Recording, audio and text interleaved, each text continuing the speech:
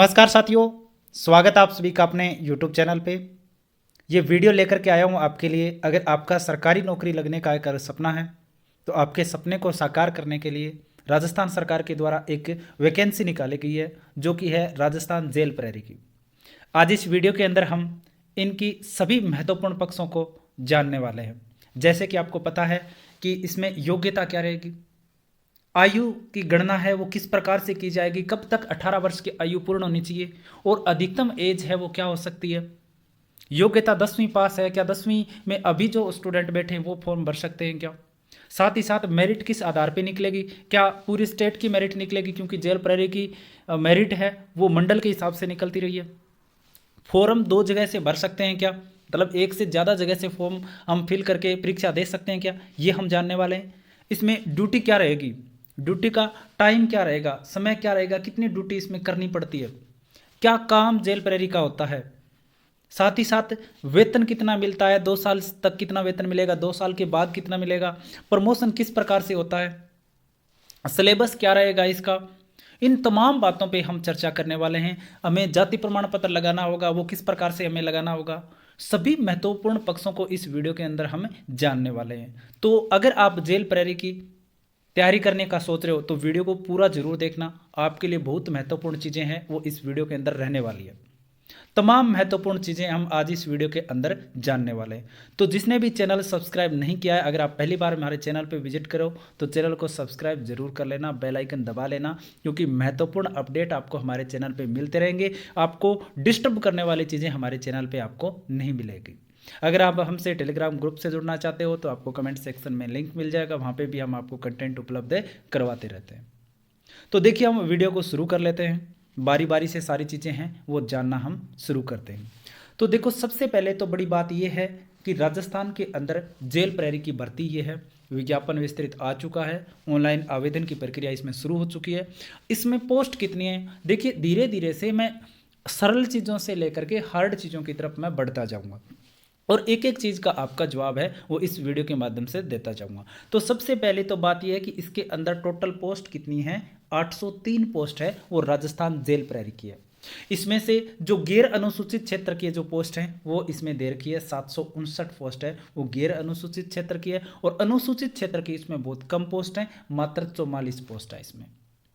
ठीक है, सबसे बड़ी बात ये हो गई, ये तो होगी पोस्ट की बात। अब इस पोस्ट का वर्गीकरण भी हम देखेंगे, उससे पहले मैं बताऊंगा आपको कि ये भर्ती पूरी तरह से नॉन सीईटी है, मतलब इसमें सीईटी का एग्जाम दिया हुआ आपका हो या ना हो इससे कोई लेना देना नहीं है, इसमें सीईटी की कोई वैल्यू नहीं है। ये भर्ती ओपन है, इसमें कोई भी फॉर्म भर सकता है, चाहे उसने सीईटी वाला दिया हो चाहे नहीं दिया हो, चाहे वो 12वीं वाला दिया हो चाहे ग्रेजुएशन वाला दिया हो नहीं दिया हो, इसमें कोई लेना देना नहीं है। तो ये सीईटी के अंतर्गत भर्ती है वो शामिल नहीं है। सबसे बड़ी बात यह है कि इसमें सभी लोग फॉर्म है वो भर सकते हैं। 803 पोस्ट है इसके अंदर, ठीक है, ये बात होगी। उसके बाद में देखो हम अपने जरूरी चीज़ें इसमें हम देखते हैं। जरूरी चीज़ों में क्या आता है, देखिए इसमें सबसे बड़ी बात तो ये आती है, यहाँ पे हमें जवाब वो मिल जाता है कि इसमें 2 फॉर्म भर सकते हैं या नहीं भर सकते हैं। या मैं बात कहूँ, पहले मैं ये बता देता हूँ आपको कि आप फॉर्म का मैंने बताया था कि जो मेरिट है वो किस आधार पे निकलेगी। तो यहाँ पे स्पष्ट लिखा गया है कि मेरिट का जो आधार होगा वो स्टेट लेवल का होगा। क्या होगा, राज्य स्तर पे मेरिट निकलेगी, पूरी राज्य की एक मेरिट आएगी। ठीक है, आपको पता है कि टीएसपी के लगाती है, नॉन टीएसपी के लगाती है, वो तो आपको पता ही होगा, वो तो लगाएगी, लेकिन मेरिट का आधार जो रहेगा वो क्या रहेगा, स्टेट वाइज रहेगा। अपने स्टेट की पूरी मेरिट एक साथ निकलेगी, न कि मंडल के हिसाब से, मतलब मंडल मतलब संभाग के हिसाब से इसमें मेरिट है वो नहीं निकलेगी। कट ऑफ है वो पूरे स्टेट की एक साथ निकलेगी। उसके बाद में आपसे जो मंडल भरा रखे हैं, मंडल मतलब इसमें संभागवार दे रखा है, ठीक है, तो संभागवार इसमें दे रखा है, तो उस हिसाब से आपको क्या करना होगा, फिर इसमें प्राथमिकता दी जाएगी। जिसके ज़्यादा नंबर होंगे, जैसे ये मान लो इसमें मंडल दे रखे हैं, इसमें मंडल दिए जयपुर, भरतपुर, जोधपुर, बीकानेर, उदयपुर, अजमेर, कोटा, ये इसमें दे रखे हैं। अगर ये मान लो आपके अच्छे नंबर है और आपने 1 नंबर पे जयपुर भरा है, तो आपको क्या मिलेगा, जयपुर 1 नंबर वाला मिल जाएगा। और अगर आपके अच्छे नंबर नहीं है और आपने 3 नंबर पे बीकानेर भर रखा है तो आपको क्या मिल रहा है, 3 नंबर वाला भर रहा है, आपको पहले दो ऑप्शन आपको नहीं मिले। तो इस भर्ती के अंदर मंडल का चुनाव करना सबसे महत्वपूर्ण है। जब आप एग्जाम फॉर्म भरोगे तो आपसे मंडल भराए जाएंगे। मंडल मतलब इसमें संभाग भरवाए जाएंगे कि आपको कौन सा संभाग प्राथमिकता के आधार पर चाहिए, मतलब आप ड्यूटी कहाँ चाहते हो। तो अब अगर आप इसमें गलती कर देते हो भरने में तो इसमें संशोधन का मौका नहीं दिया जाएगा। इसलिए अपना संभाग या मंडल है वो अच्छे से चुनाव करें। इसमें आपको फॉर्म में ये ऑप्शन मिलने वाला है, ठीक है। तो फॉर्म में भरते समय आराम से भरें, जिसके ज़्यादा नंबर होंगे उसको उसी आधार पे अपना मंडल मिलेगा। मतलब ये मान लो आप जयपुर से हो और आप तैयारी कर रहे हो, 1 नंबर पे जयपुर निश्चित तौर पे भरोगे आप, तो आपको अच्छे नंबर आएंगे तो ही जयपुर मिलेगा, नहीं तो 2 नंबर पे जैसे आपने भर दिया अजमेर भर दिया तो 2 नंबर वाला मिल जाएगा। और उससे कम नंबर है, जैसे बीकानेर भर का है, जयपुर का आदमी बीकानेर 3 नंबर भर का तो 3 नंबर वाला बीकानेर वाला मिल जाएगा, ठीक है। तो ये मंडल का चुनाव महत्वपूर्ण है, इसमें आप जरूर ध्यान में रखना। इसमें मेरिट का कोई लेना देना नहीं होगा कि भी मेरिट अलग अलग आएगी, अलग अलग नहीं आएगी, केवल जिनके अच्छे नंबर आएंगे उनको अपना होम ग्रह मंडल कह सकते हो आप, वो मिल जाएगा, और जिनके ज़्यादा कम नंबर होंगे उनको दूर मिल जाएगा। बस इतनी सी बात है, ठीक है। और उसके अलावा सबसे महत्वपूर्ण बात यह है कि इसमें पुराने संभाग दे रखे हैं, तो सीधी सी बात है जीके भी क्या पढ़ना है आपको, पुराने वाला ही पढ़ना है, नए संभागों का इसमें कोई लेना देना नहीं है। आप पुराने संभागों के आधार पर, पुराने जिलों के आधार पर आप तैयारी करें, वो इसमें पूछा जाएगा। नए इसमें संभागों का कोई लेना देना नहीं है। तो निश्चित तौर पर यह ध्यान रखना है कि जीके का, नए जीके के चक्कर में हमें पढ़ना ही नहीं है, ठीक है। ये बात हो गई। उसके बाद में हम आगे चलते हैं। ऑनलाइन आवेदन शुरू हो चुके हैं इसमें, और क्या कुछ डेट है इसमें वो भी हम इसमें बात कर लेंगे। बारी बारी चीज़ें जो महत्वपूर्ण है वो मैं आपको बताने वाला हूँ। इसमें देखो, उसके बाद में ये बात दे रखी है कि इसमें दिखाया है कि कार्मिक विभाग के परिपत्र दिनांक 19/4/2023 के द्वारा अभ्यर्थियों को अपने SSO ID द्वारा लॉगिन करने के बाद एक बार ये पंजीयन प्रणाली वन टाइम रजिस्ट्रेशन ऑप्शन जाकर निम्नानुसार निर्धारित पंजीयन शुल्क राज्य के निर्धारित ई मित्र कियोस्क या जन सुविधा केंद्र के माध्यम से चयन बोर्ड को ऑनलाइन जमा करवाएं। इसमें क्या कर रखा है कि जिसने भी OTR नहीं कर रखा, जैसे ई मित्र पर SSO ID के द्वारा अधीनस्थ बोर्ड के लिए एक बार के लिए क्या करवाया जाता है, रजिस्ट्रेशन, उसमें फीस लगती है। अब जिनका नहीं है रजिस्ट्रेशन, जैसे पहले से कोई फॉर्म भरा रहे हो आप, जैसे पहले कोई भी भर्ती का फॉर्म भरा आपने, तब तो आपका पंजीयन हो चुका है, तो आपको दोबारा से पैसे देने की आवश्यकता नहीं है। लेकिन जो नए हैं, क्योंकि ये भर्ती किसके आधार पे है, 10वीं पास के, तो नए जो स्टूडेंट है उन्होंने नहीं करवा रखा है SSO ID पे पंजीयन, तो उनके लिए क्या लगेगी, फीस लगेगी। जो सामान्य वर्ग के हैं, ठीक है, या अन्य पिछड़ा वर्ग जो क्रीमिलियर श्रेणी के, उनके 600 रुपये लगेंगे। उसके अलावा क्या लगेंगे, 400 रुपये। तो ये एक बार के लिए क्या लगता है, इसमें पंजीयन शुल्क लगता है, तो वो आपको जमा करवाना है, ठीक है। SSO ID आपकी खुद की SSO ID बनेगी, उसी से फॉर्म है वो भरा जाएगा। ये बात आ गई। अब देखो इसमें रिक्तियां, हम मंडल का चुनाव कैसे करें, कि हम कौन सा पहले भरें, कि हम कौन से मंडल का चुनाव करें कि भी हमें ज़्यादा जल्दी नौकरी मिल जाए। तो देखिए ये सबसे बड़ी बात तो ये होती है, क्योंकि चुनाव करना सबसे बड़ी बात है, और आपको ध्यान से चुनाव करना है। फॉर्म भरते समय ई मित्र वाले पे ही नहीं छोड़ना है कि आप भर देना जिस हिसाब से, इसमें चुनाव आपको अच्छे से ध्यान करके करना होता है। तो देखिए सबसे बड़ी बात तो ये होती है कि कोई भी अभ्यर्थी जो तैयारी करता है वो चाहता है कि अपने पास, घर के पास में क्या मिले, उसको ड्यूटी मिले।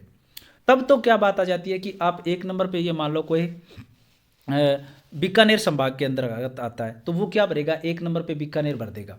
उसके नज़दीक में कौन सा आएगा, फिर हम जयपुर भर देगा वो, ठीक है। उसके बाद में और नज़दीक देखा गया भी, और नज़दीक अपने आसपास और कौन सा है कि उसने फिर भर दिया अजमेर भर दिया, ठीक है। उसके बाद में जोधपुर भर दिया, इस प्रकार से जोधपुर भर दिया। उसके बाद में अलग और भरतपुर भरता जाएगा, उदयपुर दूर के हिसाब से भरता जाएगा। एक तो ये क्रम हो जाता है कि भाई अपने पास में संभाग है, एक तो खुद का संभाग 1 नंबर पे आ गया, उसके बाद में और आ गया। इसमें आपके सिलेक्शन का कोई फर्क नहीं पड़ेगा। संभाग आप भरोगे ना, तो इसमें सिलेक्शन का फर्क नहीं पड़ेगा कि भाई आपने 1 नंबर पे वो चुन लिया तो आपका सिलेक्शन नहीं होगा, वहाँ पे तो पोस्ट कम है। इसमें इसका कोई लेना देना नहीं है, क्योंकि मेरिट आएगी राज्य स्तर पे। लेकिन ये चुनाव अगर आप गलत करते हो ना, जैसे आपके अच्छे नंबर हैं, तो आपको अपना ग्रह जो आपके नज़दीक वाला जो संभाग है, जिस संभाग में आप रह रहे हो, अगर वो आपने 1 नंबर पे नहीं भरा तो आपको वो संभाग नहीं मिलेगा, फिर आपको दूसरा संभाग मिल जाएगा, ड्यूटी दूर आ जाएगी। बाकी नौकरी में लगने या न लगने में ये निर्धारण है, इसका कोई भी निर्धारण नहीं होगा। तो इससे डरना मत आप कि मैं कौन सा भरूँ, इसमें पोस्ट कम है तो 1 नंबर पर नहीं भरूँगा, मैं लास्ट में भरूँगा, और इसमें पोस्ट ज़्यादा है तो मैं 1 नंबर पर भरूँगा। तो ऐसा कुछ भी इसमें नहीं है, ठीक है। जहां ड्यूटी चाहते हो उसी आधार पे क्या भरना है, आपको क्रम भरना है। केवल इतनी सी बात है, इसमें आपका मेरिट पे कोई या नंबरों से कोई फर्क नहीं पड़ने वाला कि आप बाहर हो जाओगे, इसमें पोस्ट कम थी तो आपको नहीं लेंगे, ऐसा कुछ भी नहीं है। अच्छे नंबर होंगे तो आपको ड्यूटी पास में मिल जाएगी करके, और ज़्यादा कम नंबर होंगे तो आपको ड्यूटी दूर मिलेगी। लेकिन आपने क्रम गलत भर दिया तो फिर आपको क्या मिलेगा, उस क्रम के आधार पर ही मिलेगी। ठीक, अब पोस्ट देख लेते हैं। इसमें सबसे ज़्यादा आप देखोगे तो इसमें दे रखा है आपकी जयपुर में 199 पोस्ट है, भरतपुर में 76 पोस्ट है, जोधपुर में 88 पोस्ट है, बीकानेर में 105 पोस्ट है, अजमेर में 138 है, उदयपुर में 55 है और कोटा में 98 पोस्ट है। और इसमें कैटेगरी वाइज अलग अलग पोस्ट का वर्गीकरण भी आपको दे रखा है, आप देख लेना एक बार के लिए। सबसे ज़्यादा जयपुर में है, उसके बाद में आप देखोगे तो अजमेर के अंदर दे रखा है, फिर बीकानेर में दे रखा है, फिर कोटा में दे रखा है। इस प्रकार से इसमें पोस्ट दी हुई है। ठीक है, तो इसका सिलेक्शन से कोई लेना देना नहीं है, मेरिट सबकी एक समान आएगी। कम नंबर होने से एक नंबर पे कोई आप मंडल ले लेते हो तो आप सिलेक्शन से बाहर नहीं होंगे। सिर्फ इतनी बात है कि मंडल का क्रम सिर्फ इसलिए है कि आप ड्यूटी कहाँ लेना चाहते हो। ठीक है, ये बात हो गई। उसके बाद में देखो हम देखते हैं इसमें क्षैतिज ओरिजेंटल जो वर्गीकरण होता है, जैसे विकलांग है, उत्कृष्ट खिलाड़ी है, जो या विडो महिलाएं हैं, उनका जो वर्गीकरण है वो इस प्रकार से किया गया है। इसमें विकलांग के लिए कोई सीट है वो नहीं दे रखी, आपको दिख रहा होगा कि हॉरिजॉन्टल के अंदर विकलांग की कोई सीट इसमें नहीं दे रखी। उसके बाद में देखो आप देखो उत्कृष्ट खिलाड़ियों के लिए अलग अलग पोस्टें दी हुई है, भूतपूर्व सैनिकों के लिए इसमें दिया हुआ है, तो सारी चीज़ें इसमें आपको मिल जाएगी। ठीक है, विधवा महिलाएं जो है या फिर जो डिवोर्सी जो महिलाएं हैं उनके लिए अलग से पोस्ट का इसमें वर्गीकरण किया गया है। उनके लिए पोस्टें हैं वो निश्चित रूप से फॉर्म इसमें भर सकती है। 8% और 2% वाला मामला जो होता है वो उन्हीं के लिए होता है। अब आगे देखते हैं इसमें महत्वपूर्ण चीज़ें। देखो इसमें सिलेक्शन किस प्रकार से होगा ये भी दे रखा है कि देखो इसमें पहले लिया जाएगा लिखित परीक्षा। क्या होगी, पहले लिखित परीक्षा, उसके बाद में क्या लिया जाएगा, फिजिकल टेस्ट लिया जाएगा, उसके बाद में क्या होगा, डॉक्यूमेंट वेरिफिकेशन होगा। इसमें कोई भी इंटरव्यू नहीं है। सबसे पहले क्या होगी, लिखित परीक्षा, फिर क्या होगा, फिजिकल टेस्ट, उसके बाद में क्या होगा, डॉक्यूमेंट वेरिफिकेशन। इसमें कोई भी इंटरव्यू वगैरह नहीं है। ये बात आ गई। अब उसके बाद में देखो फिजिकल टेस्ट के लिए क्या क्या कुछ चीज़ें रहेंगी इसमें, ये भी हम देख लेते हैं। जो सही चीज़ें हैं वो हम देख लेते हैं। तो इतना तो मैंने बता दिया, पहले क्या होगी लिखित परीक्षा, उसके बाद में क्या होगा फिजिकल, और उसके बाद में दस्तावेज सत्यापन। तो देखो अब बात यह आती है कि लिखित परीक्षा में कितने लोगों को पास करेंगे, तो 10 गुना लोगों को पास करेंगे। कितने करेंगे, 10 गुना, मतलब 800 पोस्ट है ना, 803, तो इसका 10 गुना आप करोगे तो कितने हो जाएंगे, 8030 स्टूडेंट क्या हो जाएंगे, इसमें पास हो जाएंगे। कितने पास होंगे, 8030 स्टूडेंट इसमें पास किए जाएंगे फिजिकल के लिए। देखो 803 इंटू में 10 गुना इसमें स्टूडेंट पास किए जाएंगे। तो फिजिकल में अच्छे खासे स्टूडेंट है वो पास होने वाले हैं। तो निश्चित रूप से फॉर्म आप भरें, जो स्टूडेंट फिजिकल फिट नहीं होंगे वो बाहर हो जाएंगे। ठीक है, तो 10 गुना पास करेंगे इसमें। जो भी परीक्षा में आप बैठोगे ना, तो कट ऑफ शुरुआत वाली आएगी वो कितने स्टूडेंट पे आएगी, 8003 स्टूडेंट पे। तो अच्छी खासी पोस्ट बन जाती है ना फिजिकल तक। तो ये देख लेना आप। उसके बाद में देखो इसमें मैंने ये बता दिया लिखित परीक्षा, फिर शारीरिक दक्षता होगी, फिजिकल टेस्ट, और उसके बाद है दस्तावेज सत्यापन। अब देखो कितने नंबर की होगी फिजिकल टेस्ट, उसके बाद में वो भी देखेंगे कि लिखित परीक्षा किस आधार पे होगी। तो इसमें 100 अंकों की होगी शारीरिक दक्षता, मतलब फिजिकल टेस्ट कितने नंबरों का होगा, 100 नंबर का होगा। और इसमें 50% अंक लेकर के आना क्या होगा, अनिवार्य होगा। 100 नंबर का फिजिकल टेस्ट होगा और 50% मतलब 50 नंबर लाने हर स्टूडेंट के लिए क्या होंगे, अनिवार्य होंगे। ये बात हो गई। अब देखो इसमें क्या कुछ देंगे, देखो इसमें सबसे मेन काम होता है फिजिकल टेस्ट में 5 किलोमीटर की दौड़ होती है। इसमें क्या होती है, 5 किलोमीटर की दौड़। ये महिलाओं के लिए भी होगी, जो बहनें हैं उनको भी 5 किलोमीटर दौड़ना पड़ेगा, और जो पुरुष जो लड़के हैं उनको भी क्या करना पड़ेगा, 5 किलोमीटर। लेकिन लड़कों को तो 5 किलोमीटर 25 मिनट में क्लियर करना पड़ेगा, और लड़कियों के लिए 35 मिनट, मतलब 10 मिनट लड़कियों के लिए एक्स्ट्रा रहेगी दौड़ के अंदर। तो इसमें फिजिकल के अंदर मेन क्या होता है, दौड़ ही होता है। जो दौड़ में पास हो जाता है वो फिट हो जाता है। तो 5 किलोमीटर की दौड़ है, 25 मिनट में करनी है लड़कों को, और लड़कियों को 10 मिनट एक्स्ट्रा मिलेगी। ठीक है, उसके बाद में देखो इसमें पूर्व जो सैनिक है या केंद्रीय पुलिस संगठन के पूर्व कार्मिक दक्षता परीक्षा से मुक्त रहेंगे। मतलब जो भूतपूर्व सैनिक वगैरह है ना, उनको फिजिकल टेस्ट देने की आवश्यकता नहीं होगी इसमें। ठीक है, ये बात होगी। और एक बात और है कि जो भी इस दौड़ में शामिल होगा ना, उसको एक अपने जो आसपास का जो चिकित्सालय रहेगा वहाँ से एक डॉक्टर से एक प्रमाण पत्र उनको देना पड़ेगा कि भी मैं फिर दौड़ने के लिए तैयार हूँ। वो उस टाइम आपको मिल जाएगा। ठीक है, आप अपने आसपास के हॉस्पिटल से बनवाना होगा। तो कितनी दौड़ रहेगी इसमें, 5 किलोमीटर की, महिला पुरुष दोनों के लिए। महिलाओं के लिए 35 मिनट और पुरुष के लिए 25 मिनट। ठीक, एक तो ये हो गई। उसके बाद में देखो इसमें यह रहेगी, बाकी और क्या चीज़ें रहेगी, पुरुषों के लिए सबसे पहले इसमें क्या देखेंगे कि पुरुष जो रहेंगे उनकी हाइट होनी चाहिए न्यूनतम 168 सेंटीमीटर। क्या होनी चाहिए? 168 सेंटीमीटर। और इसमें जो गोरखा वगैरह होते हैं या SC ST के जो होते हैं उनको कुछ छूट मिलेगी, वो भी मैं आपको बताने वाला हूं। तो सामान्य और OBC के लिए क्या चाहिए? 168 सेंटीमीटर। सामान्य वर्ग के जो बच्चे रहेंगे 168 सेंटीमीटर चाहिए। और इसमें सीना भी होना चाहिए, जो पुरुष होंगे उनके लिए, केवल महिलाओं के लिए नहीं। इनके लिए सीना कितना रहेगा? 81 से 86। मतलब 81 तो नॉर्मल होना चाहिए, 5 इसमें फुलाव मांगेंगे तो कितना हो जाना चाहिए? 86। कम से कम 5 फुलाना पड़ेगा भाई। 81 तो सीना कम से कम होना चाहिए, उसके बाद में 5 फुला करके क्या हो जाना चाहिए? 86 हो जाना चाहिए। ये पुरुषों के लिए हो गया। 5 किलोमीटर की दौड़, ऊंचाई 168 और सीना 81 से 86, ये हो जाएगा पुरुषों के लिए फिजिकल टेस्ट। उसके बाद में महिलाओं को देखो क्या करेंगे कि महिलाओं का नापा जाएगा एक तो वजन और एक हाइट। हाइट होनी चाहिए महिलाओं की 152 सेंटीमीटर और वजन कम से कम 47.5 किलो वजन महिलाओं में होना चाहिए। ये बात आ जाती है महिलाओं की। उसके अलावा मैंने ये बताया था कि भाई जो SC ST के जो स्टूडेंट रहेंगे, SC और ST के जो बहनें होंगी, चाहे वो पुरुष जो लड़के होंगे, उन सबको क्या मिलेगी? 5 सेंटीमीटर तक की क्या मिलेगी? छूट मिलेगी। क्या मिलेगी? हाइट में 5 सेंटीमीटर की छूट मिलेगी। ठीक है। और जो गढ़वाली या गोरखा या पर्वतीय क्षेत्रों से आने वाले अभ्यर्थी, उनको 158 सेंटीमीटर से कम नहीं होनी चाहिए। उनकी कम से कम कितनी होनी चाहिए? 158 सेंटीमीटर उनकी होनी चाहिए। तो 5 सेंटीमीटर की छूट मिल जाएगी SC और ST को। 168 है ना पुरुषों की, तो 5 कम कर लो। 163 महिलाओं की कितनी है? 152, तो कम कर लो 5, 147 हो जाएगी। ठीक है। ये आ जाएगा फिजिकल टेस्ट के अंदर। 5 किलोमीटर की दौड़ 25 मिनट में, महिलाओं को 35 मिनट में। पुरुषों का क्या होगा? सीना नापा जाएगा, कम से कम 81 होना चाहिए, 5 फुलाव के साथ क्या हो जाना चाहिए? 86। और हाइट होनी चाहिए 168 और SC ST की इसमें से 5 कम कर लेना, 163 हाइट चलेगी। महिलाओं को क्या करना है? महिलाओं को 5 किलोमीटर दौड़ना है 35 मिनट में और इनके लिए न्यूनतम हाइट है 152 सेंटीमीटर सामान्य कैटेगरी के लिए। लेकिन SC ST की जो महिलाएं रहेगी उनके लिए 5 कम कर देनी है, उनकी क्या मिल जाएगी? 147। और इनके लिए वजन निर्धारित किया गया है कि आपका वजन 47.5 किलो होना चाहिए। फिजिकल टेस्ट में कितने पास करेंगे? लिखित परीक्षा से जो कट ऑफ आएगी उसमें 10 गुना। 10 गुना का मतलब 8030 स्टूडेंट इसमें पास करेंगे। ये बात हो गई। आगे बात समझ में? अब सारी चीज़ें इसमें मैंने बता दी है। बाकी जो चीज़ें हैं वो जानने वाली। उसके अलावा इसमें मेन जो महत्वपूर्ण होता है वो आई साइट होता है। आई साइट बिल्कुल क्या होना चाहिए? स्पष्ट होना चाहिए। अब ऐसा बात नहीं है कि जिनके चश्मा लगा हुआ है वो भर नहीं सकता, चश्मे वाला भी भर सकता है। लेकिन इसमें क्या दे रखा है कि कुछ जो क्राइटेरिया दे रखा है कि बिना चश्मे वालों के लिए तो ये है ही। अब जो चश्मे सहित है उनकी आंखें होनी चाहिए 6/6 दूर की और खराब दृष्टि 6/13 इसमें दे रखा है। और निकट की J5 और J5 इसमें जो भी भाई आपका जो चिकित्सा से संबंधित होता है, जो आई से संबंधित, आंखों से संबंधित जो डॉक्टर होते हैं उनकी जो मापदंड है वो इस प्रकार से होने चाहिए। तो चश्मा वाला भी इसमें फॉर्म में भर सकता है, लेकिन ये क्राइटेरिया निर्धारित किया गया है। ठीक है। और इसमें स्पष्ट रूप से ये है कि भाई और चीज़ें हैं इसमें दे रखी है, नाइट ब्लाइंड वगैरह इसमें नहीं होनी चाहिए। तो ये हो जाती है फिजिकल के लिए। तो फिजिकली के लिए मैंने सारी चीज़ें बता दी। मैंने पोस्ट बता दी कितनी है, कहाँ से कितनी पोस्ट हैं ये मैंने बता दी। फॉर्म किस प्रकार से आपको मंडल का चुनाव करना है ये मैंने बता दिया। ठीक है। उसके बाद में अब देखो और चीज़ें भी इसमें आ जाती है। अब सबसे बड़ी बात ये आ जाती है कि आयु सीमा का गणना है वो किस प्रकार से किया जाएगा।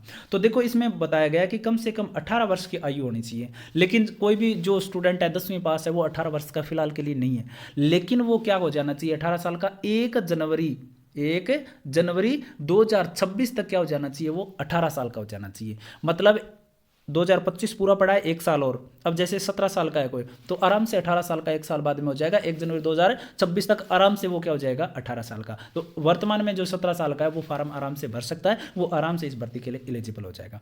तो कम से कम कितनी? 18 साल उम्र होनी चाहिए। और कब तक जोड़ेंगे? 1 जनवरी 2026 तक 18 साल का हो जाना चाहिए। परीक्षा में बैठते टाइम या फिजिकल के टाइम उनसे कोई लेना देना नहीं है। इनको चाहिए कि भाई 1 जनवरी 2026 तक आप कितनी उम्र के हो रहे हो। 18 साल के हो जाओगे, आप फिक्स 18 साल के हो जाओगे तो भी आप क्या हो जाओगे? एलिजिबल हो जाओगे।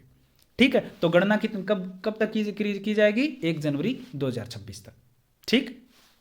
अब देखो इसमें क्या दे रखा है कि उच्चतम आयु सीमा अन्य विशेष श्रेणियों में छूट निम्न प्रकार होगी। वह अधिकतम जो होती है आयु उसमें क्या कुछ रहेगा? तो अधिकतम आयु सीमा में अनुसूचित जाति, अनुसूचित जनजाति, अन्य पिछड़ा वर्ग, अति पिछड़ा वर्ग और आर्थिक रूप से कमजोर EWS के पुरुष अभ्यर्थियों को जो राजस्थान के मूल निवासी है उनको क्या दी जाएगी? 5 वर्ष की छूट। और सामान्य वर्ग की महिला अभ्यर्थी है ना उनको भी 5 साल की छूट दी जाएगी। उसके अलावा अनुसूचित जाति, अनुसूचित जनजाति, अन्य पिछड़ा वर्ग, अति पिछड़ा वर्ग, आर्थिक रूप से कमजोर वर्ग की महिला अभ्यर्थियों को कितनी साल की छूट मिलेगी? 10। तो देखो पुरुषों को तो मिल रही है 5 साल की छूट और महिलाओं को 10 साल की छूट। सामान्य वर्ग की महिलाओं को कितनी छूट मिलेगी? 5 साल की छूट मिलेगी। ठीक है, ये बात आ जाती है। उसके अलावा इसमें दे रखा है कई उच्चतर सीमा में कोई भी डील है वो इसके अलावा है वो नहीं दी जाएगी। ये बात आ जाती है। कम से कम 18 साल का अभ्यर्थी होना चाहिए। कब तक? 1 जनवरी 2026 तक। अधिकतम सीमा जो होती है आयु की, अधिकतम जो उच्चतर जो आयु होती है उसमें इन्होंने बता रखा है कि 5 साल की तो छूट मिल जाएगी SC ST और जो आपके EWS है, OBC है, जो भी पुरुष अभ्यर्थी आते हैं उनको 5 साल की छूट मिल जाएगी। महिलाओं को 10 साल की मिल जाएगी और सामान्य वर्ग की जो महिलाएं हैं उनको 5 साल की छूटें मिलेगी। ठीक है, उच्चतर जो ऊपर वाली जो सीमा होती है ना वहां पे। और जो कैडेट वगैरह होते हैं ना या भूतपूर्व सैनिक वगैरह होते हैं उनकी 50 वर्ष तक क्या मानी जाएगी आयु इसमें कंसीडर की जाएगी। 50 साल तक इसमें फॉर्म है वो भरवाए जा सकते हैं। ठीक है, ये बात आ जाती है आयु सीमा की। और इसमें दे रखा है कि राज्य सरकार, पंचायत समिति, जिला परिषद तथा राज्य पब्लिक सेक्टर उपक्रम निगमों के कार्यकलापों के संबंध में अधिष्ठायी हैसियत से सेवा करे व्यक्तियों के संबंध में ऊपरी आयु सीमा कितनी रहेगी? 40 साल रहेगी। तो इनको 40 साल का उम्र है वो दिया गया। बात ये आ जाती है। उसके बाद में देखो इसमें दे रखा है ऑनलाइन आवेदन कब से कब तक करना है, ये भी आपको जानना है। देखो मैं एक एक चीज़ बारी बारी से मैं आपको बता रहा हूँ और आराम से एक एक चीज़ें आपका जो डाउट है वो सारी डाउट है वो आराम से क्लियर हो जाए। वीडियो थोड़ा बड़ा रहने वाला है, उसमें कोई बड़ी बात नहीं है, आराम से आप वीडियो देखते रहें। ऑनलाइन आवेदन मैंने बता दिया कि 24 तारीख से शुरू हो गई दिसंबर और ये 22 जनवरी तक फॉर्म है वो भरवाए जाएंगे। 24 दिसंबर से 22 जनवरी तक। अब जिन्होंने OTR करवा दिया, वन टाइम रजिस्ट्रेशन करवा रखा है, तो उनको दोबारा कराने की आवश्यकता नहीं है। जिन्होंने कभी भी कोई फॉर्म नहीं भरा है धनिष्ठ बोर्ड से संबंधित उनको एक बार OTR करानी पड़ेगी। 600 रुपये और 400 रुपये मैंने शुल्क बताया था। अब बात ये आती है कि भी परीक्षा का आयोजन कब करवाया जाएगा। मैं सारी चीजें बताऊंगा। देखो वो 2 फॉर्म वाली भी बात बताऊंगा, सिलेबस क्या है वो भी मैंने बताऊंगा, जीके कौन सा पढ़ना ये भी मैं बता रहा हूं साथ साथ में। तो परीक्षा का जो आयोजन है वो अप्रैल महीने में करवाया जाएगा। CBT या कंप्यूटर आधारित टेस्ट लगेगा ऑफलाइन। ठीक है, तो इसमें क्या होगा कि एक तो 9 अप्रैल को, 11 अप्रैल को और 12 अप्रैल को 3 दिन पेपर है वो जेल प्रहरी के लगने वाले हैं। कितने दिन लगेंगे? 3 दिन। कब? अप्रैल में 9 अप्रैल, 11 अप्रैल और 12 अप्रैल को। ये होगी परीक्षा तिथि। ऑनलाइन आवेदन बता दिया, अब परीक्षा तिथि मैंने बता दी। ठीक है, उसके बाद में देखो हम देखते हैं कुछ चीज़ें जो हमारे लिए महत्वपूर्ण है वही हम पढ़ने वाले हैं, उसके अलावा नहीं। अब आ जाता है सिलेबस। ठीक है, सिलेबस क्या कुछ रहेगा इसमें। देखो सबसे बड़ी बात सिलेबस की होती है। जेल प्रहरी की आप तैयारी कर रहे हो तो आपकी साथ में से आपकी और भर्तियों की भी तैयारी हो जाएगी, क्योंकि इसमें राजस्थान जीके दिया गया है, मैथ्स दी हुई है, रीजनिंग दी हुई है, विज्ञान दिया हुआ है, करंट अफेयर दिया हुआ है। तो इसमें विवेचना एवं तार्किक योग्यता, मैथ और रीजनिंग इसमें दिया हुआ है। 45 प्रश्न आएंगे और 180 नंबर के पूछे जाएंगे। कितने नंबर के? 180 नंबर के। प्रत्येक क्वेश्चन कितने नंबर का होगा? इसमें 4 नंबर का क्वेश्चन होगा। ठीक है, फिर सामान्य ज्ञान, सामान्य विज्ञान, सामाजिक विज्ञान एवं समसामयिक कितने क्वेश्चन आएंगे? 25 क्वेश्चन 100 नंबर के आएंगे। राजस्थान का इतिहास, संस्कृति, कला, भूगोल कितना आएगा? 30 क्वेश्चन आएंगे 120 नंबर के। कुल 2 घंटे का पेपर लगेगा। पेपर कितने टाइम का होगा? 2 घंटे का। कुल कितने प्रश्न आएंगे? 100 प्रश्न आएंगे। पर नंबर कितने हो जाएंगे टोटल? 400 नंबर का पेपर आएगा। ज्यादा क्या पूछा जाएगा इसमें? ज्यादा मैथ और रीजनिंग पूछी जाएगी। उसके बाद में क्या पूछा जाएगी? ज्यादा राजस्थान जीके ज्यादा पूछी जाएगी। उसके बाद में क्या पूछा जाएगा? आपसे करंट पूछा जाएगा, विज्ञान पूछी जाएगी, सामान्य ज्ञान आपसे पूछा जाएगा। ठीक है, कितने? 25 क्वेश्चन आएंगे। तो बड़ा पोर्शन क्या है इसमें? राजस्थान जीके, मैथ्स और रीजनिंग। ये जो पढ़ लेगा उसका सिलेक्शन आराम से हो जाएगा। 2 घंटे का पेपर इसमें रहेगा। और देखते हैं नेगेटिव मार्किंग वगैरह। तो इसमें देखो 400 नंबर का मैंने बता दिया, 100 क्वेश्चन आएंगे, 2 घंटे का पेपर लगेगा, प्रत्येक प्रश्न 4 नंबर का है और इसमें नेगेटिव मार्किंग 1/4 रहेगी। मतलब अगर आप 1 प्रश्न गलत करते हो तो आपका 1 नंबर काटा जाएगा। 4 आप प्रश्न गलत करोगे ना तो आपका 1 पूरा प्रश्न गलत हो जाएगा, मतलब 4 नंबर कट जाएंगे आपके। तो 1/4 इसमें नेगेटिव मार्किंग है। 400 नंबर का पेपर है, 100 प्रश्न आएंगे, 2 घंटे का पेपर होगा। ज्यादा पूछी जाएगी मैथ्स रीजनिंग, उसके बाद में राजस्थान जीके, ज्यादा पोर्शन मेन ये रहेगा। उसके अलावा आपसे विज्ञान भी पूछी जाएगी, करंट भी पूछा जाएगा, सामान्य ज्ञान आपसे पूछा जाएगा। ये बात आ जाती है सिलेबस की। अब सिलेबस इसमें विस्तार से भी दे रखा है, वो भी मैं आपको दिखा देता हूं। ठीक है, और इसमें यह भी दे रखा है कि भाई 36% नंबर आपको लेके आने अनिवार्य है। यह भी स्पष्ट कर रखा है कि 36% कम से कम आपके नंबर होने चाहिए। ठीक है। और आपका जो पेपर आएगा ना वो आएगा 10वीं के लेवल का। 10वीं के लेवल का मतलब इजी प्रश्न पूछे जाएंगे, बहुत ज़्यादा हार्ड प्रश्न आपसे नहीं पूछे जाएंगे। ज़्यादा हार्ड पढ़ने की आपको आवश्यकता नहीं है। जो हाल ही में पशु परीक्षण का पेपर हुआ था उसी प्रकार का आपका पेपर आएगा। अब देखो इसमें आपका सिलेबस भी विस्तार से दे रखा है। इसमें दे रखा है विवेचना एवं तार्किक योग्यता के अंदर सारी चीज़ें हैं वो इसमें दे रखी है कि इसमें आपके कथन और निष्कर्ष भी पूछे जाएंगे। ठीक है, कथन कार्यवाही भी पूछी जाएंगी, संख्या श्रृंखला, अक्षर श्रृंखला पूछी जाएंगी, बेमेल छांटना से पूछे जाएगा। ठीक है, इस प्रकार से प्रश्न है वो इसमें पूछे जाएंगे। उसके अलावा इसमें लॉजिकल और एनालिटिकल क्वालिफिकेशन से संबंधित प्रश्न है वो इसमें पूछे जाएंगे। जो स्टेटमेंट वगैरह हैं वो इसमें पूछे जाएंगे। ठीक है, और नंबर सीरीज से संबंधित है, आपका जो लेटर वगैरह फाइंड करना है वो आपसे पूछे जाएंगे। तो इसमें मैथ्स तो कहीं नहीं दिखता, मैथ्स तो कहीं नहीं दिखता। इसमें मैं आपको बता रहा था कि विवेचना एवं तार्किक योग्यता के अंदर मैथ्स के टॉपिक तो कहीं नहीं दिख रहे इसमें। तो इसमें ज़्यादा फोकस किस पे किया गया है? रीजनिंग पे किया गया है। किस में किया गया है? रीजनिंग पे। तो आपको रीजनिंग पढ़ना है, ज़्यादा क्या पढ़ना है आपको? रीजनिंग ही पढ़ना है। इसमें मैथ से संबंधित कोई भी इसमें टॉपिक है वो देखने को नहीं मिलता है। कोई हल्के फुल्के प्रश्न आ जाए तो अलग बात है, केवल आपको क्या पढ़ना है? रीजनिंग पढ़ना है। 45 क्वेश्चन इसमें रीजनिंग के आने वाले हैं और इसमें रीजनिंग के ही टॉपिक दिए हुए हैं। अलग अलग कोडिंग, डिकोडिंग, रिलेशंस, आपकी picture and their subdivision, अलग अलग जो कुछ टॉपिक रहेंगे वो दे रखे हैं। स्टेटमेंट वाले दे रखे हैं। ठीक है, कथन निष्कर्ष इसमें दे रखे हैं। ये सारी चीज़ें इसमें दे रखा है। बाकी आपसे मैथ्स के इसमें कोई भी टॉपिक है वो नहीं दे रखे हैं। तो रीजनिंग पढ़ना है। ऊपर मैंने बताया कि मैथ्स और रीजनिंग तो केवल रीजनिंग पढ़ना है। अब उसके बाद में देखो प्रमुख समसामयिक की घटनाएं से संबंधित इसमें टॉपिक दे रखे हैं, जिसमें खेल से संबंधित, राजनीति से संबंधित, अर्थव्यवस्था से। आपको पता ही है कि करंट से संबंधित प्रश्न ये आते हैं। राष्ट्रीय मुद्दे हो गए, राष्ट्रीय व्यक्तित्व, प्रसिद्ध व्यक्तित्व हो गए।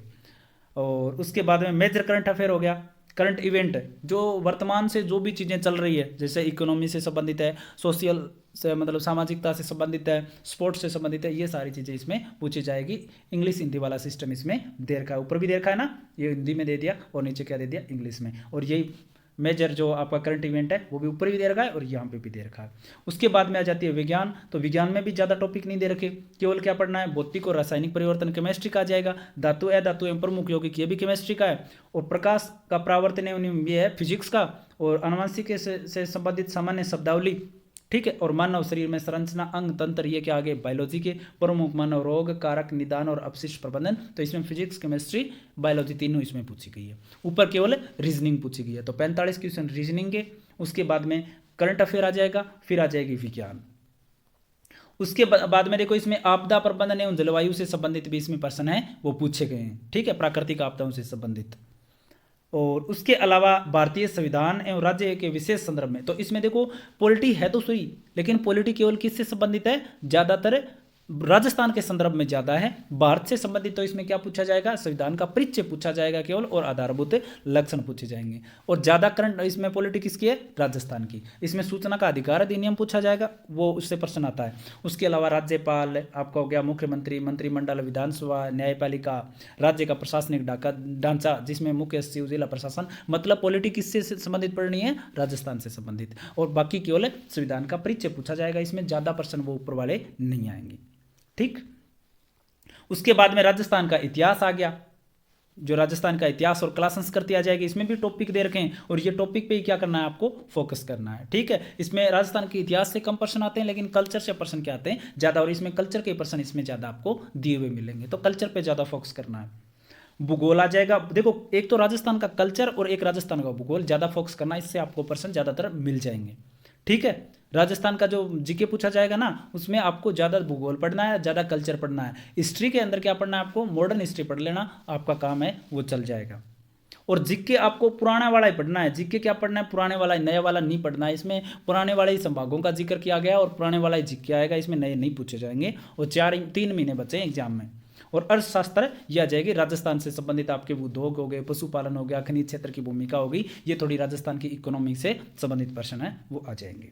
तो ये हो जाता है आपका आपका जो सिलेबस हो जाता है। लिखित परीक्षा में 100 प्रश्न, 400 नंबर के ज़्यादा पूछा जाएगा। 30 नंबर का एक तो जीके पूछा जाएगा राजस्थान का, आपको उसमें कल्चर ज़्यादा पढ़ना है और ज्योग्राफी पे ज़्यादा फोकस करना है।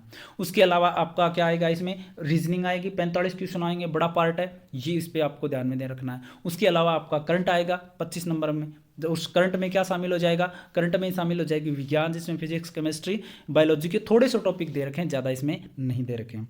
ठीक है, और उसके अलावा थोड़ी सी राजस्थान की पॉलिटी दे रखी है और राजस्थान की इकोनॉमी से संबंधित दे रखा है थोड़ा सा। तो इतना सा ही है, छोटा सा सिलेबस है, ये आपको तैयार करना है। तो इसमें मैं अब और बता देता हूँ, देखो इसमें वेतन क्या रहेगा। तो वेतन इसमें क्या मिलेगा, तो 2 साल तक आपको मिलेगा 16,800 रुपये। कितना मिलेगा, 16,800। और जैसे ही 2 साल कंप्लीट होंगी तो आपको मिलना शुरू हो जाएगा 21,600 रुपये। 2 साल तक कितना, 16,800, और 2 साल के बाद में 21,600 आपका मिलना शुरू हो जाएगा। अब देखो ड्यूटी किस प्रकार से रहेगी, ड्यूटी मैं बता देता हूँ कि ड्यूटी किस प्रकार से रहेगी। तो ड्यूटी रहेगी जेलों में। अब जेलों में देखो एक ही काम नहीं है कि कैदियों की निगरानी रखना। अगर आपको कंप्यूटर चलाना आता है, पीसी अगर आपको चलाना आता है तो आप कंप्यूटर से संबंधित काम कर सकते हो। और अगर आपकी को आती है ड्राइवरी, तो वहाँ पे आपको ड्राइवरी का काम भी मिल जाएगा। तो 3 काम हो जाएंगे, कैदियों की निगरानी रखना, कंप्यूटर से संबंधित काम आता है तो कंप्यूटर का काम दे देंगे वो आपको, या ड्राइवरी आती है तो ड्राइवरी का काम दे देंगे, या कोई और आप अगर कोई काम में दक्षता रखते हो तो वहाँ पे जरूरत होती है तो वो आप काम कर सकते हो। ड्यूटी कितने घंटे की रहेगी, तो ड्यूटी रहेगी 8 घंटे की। 8 घंटे की ड्यूटी रहेगी और लगातार 8 घंटे की 6 दिन तक आप ड्यूटी कर देते हो तो फिर आपको 56 घंटे का क्या मिल जाएगा, रेस्ट मिल जाएगा। फिर आपको 56 घंटे बाद में कोई दूसरी ड्यूटी आपके पास से आएगी। ठीक है, उसके अलावा एक चीज़ ध्यान में रखने वाली है कि जो महिलाएं विवाहित है उनको जाति प्रमाण पत्र और आय प्रमाण पत्र अपने पिता का नाम का लगाना है। क्या लगाना है, पिता के नाम का आय और जाति लगाना है, पति के नाम का नहीं चलेगा। ठीक, ये हो जाएगा। उसके बाद में देखो प्रमोशन किस प्रकार से होता है इसमें, प्रमोशन। तो प्रमोशन देखो, एक प्रमोशन तो फिक्स होता है जो होता है 9 साल बाद में। 9 साल बाद में आपका प्रमोशन कन्फर्म होता है, लेकिन पहले भी अगर कोई प्रमोशन हो तो उसके लिए आपको कोई उत्कृष्ट काम आपको करना पड़ता है, अन्यथा 9 साल बाद में प्रमोशन होता है। वेतन बता दिया, प्रमोशन बता दिया, काम क्या होता है ये मैंने बता दिया। ड्यूटी कहाँ पे मिलेगी, जो आप मंडल भरते हो, जो संभाग भरते हो, उस संभाग से संबंधित, जैसे जोधपुर भरा तो जोधपुर में तो बहुत सारे जिले हैं जोधपुर संभाग में, वहाँ जोधपुर में कोई भी जिले के अंदर आपको ड्यूटी मिल जाएगी। ठीक है, या आपने भरा बीकानेर संभाग तो बीकानेर संभाग से संबंधित किसी भी जिले में, जैसे बीकानेर में खुद बीकानेर आता है, चूरू आ जाता है। ठीक है, इधर गंगानगर मानगढ़ आ जाते हैं, तो यहाँ पे आपको कहीं पे भी ड्यूटी मिल सकती है। ज़्यादा अच्छे नंबर होंगे तो आपको आपके गृह जिले में भी मिल जाएगी या फिर आपको संभाग में मिल जाएगी। तो इस प्रकार से ड्यूटी मिल जाएगी। ठीक है, अब उसके अलावा देखो मैंने एक चीज़ ये भी बताई थी कि भाई फॉर्म है वो 2 जगह से भर सकते हैं क्या, तो फॉर्म है वो 2 जगह से नहीं भर सकते। फॉर्म आपको 2 जगह से नहीं भरना है। ठीक, रिजेक्ट हो जाएगा, क्योंकि आलोक राज जी ने स्पष्ट कर रखा है कि जो 2 जगह से या 2 फॉर्म भरते हैं उनकी लिस्ट आती है, फिर या तो एक रिजेक्ट करते हैं या फिर दोनों ही कर देते हैं। तो ये रिस्क वाला काम होता है, आपको एक ही फॉर्म भरना है, क्योंकि मेरिट है स्टेट लेवल की आएगी पूरे की, इसलिए एक ही फॉर्म इसमें होगा और एक ही पेपर आप दे पाओगे। तो 2 पेपर का इसमें कोई भी औचित्य नहीं है। एक बात है ये आ जाती है। ठीक है, मेरिट मैंने बता दिया, स्टेट वाइज मेरिट होगी, इसमें मंडल का कोई लेना देना नहीं है। पहले आती थी अलग अलग मंडल के हिसाब से, जैसे बीकानेर की अलग होगी, जोधपुर की अलग होगी, लेकिन इस बार वह इसमें नहीं होगा। ठीक है, ये बात आ गई। तो मेरे ख्याल से जितने भी आपको चीज़ें इस भर्ती में जाननी चाहिए थी वो मैंने सारी चीज़ें हैं वो मैंने बता दी। इसमें मैंने ये बता दिया कि फॉर्म की फीस कितनी लगेगी, फॉर्म कब तक भरे जाएंगे, परीक्षा कब होगी, मैंने ये बता दिया ड्यूटी किस प्रकार से होगी, वेतन कितना होगा, फॉर्म 2 भर सकते हो या नहीं, मेरिट कैसे निकलेगी, फिजिकल टेस्ट किस प्रकार से होगा, लिखित परीक्षा का सिलेबस क्या है, लिखित परीक्षा में कितने स्टूडेंट पास करेंगे, सारी चीज़ें मैंने वो बता दी है। फिर भी अगर आपका कोई डाउट रहता है तो आप कमेंट सेक्शन में कमेंट करके मेरे से आप पूछ सकते हो, या फिर टेलीग्राम में आपको वहाँ पर मेरी ID मिल जाएगी, वहाँ पर आप मेरे से कुछ भी पूछ सकते हो। ठीक है, और वीडियो को ज़्यादा से ज़्यादा शेयर कर देना, और महत्वपूर्ण चीज़ें हम आपके लिए लेके आते रहेंगे। आज के लिए इतना ही, धन्यवाद।